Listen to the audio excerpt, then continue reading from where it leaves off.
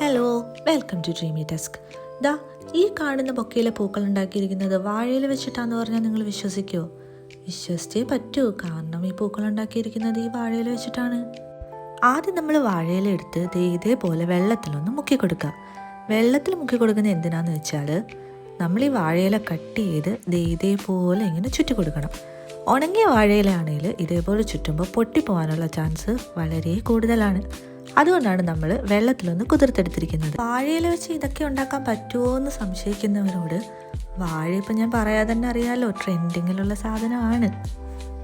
അപ്പം നമ്മളിത് ഒരു റൗണ്ട് ചുറ്റി, 2 റൗണ്ട് ചുറ്റി, 3 റൗണ്ട് ചുറ്റി, നമുക്ക് വേണ്ട പൂവിൻ്റെ സൈസ് അനുസരിച്ച് നമ്മളിത് ചുറ്റിക്കൊണ്ടേയിരിക്കുക. ചുറ്റിയെടുത്തത് അഴിഞ്ഞു പോവാതിരിക്കാൻ ഇതേപോലൊരു ടേപ്പ് വെച്ചോ മറ്റോ ചുറ്റി കെട്ടുക.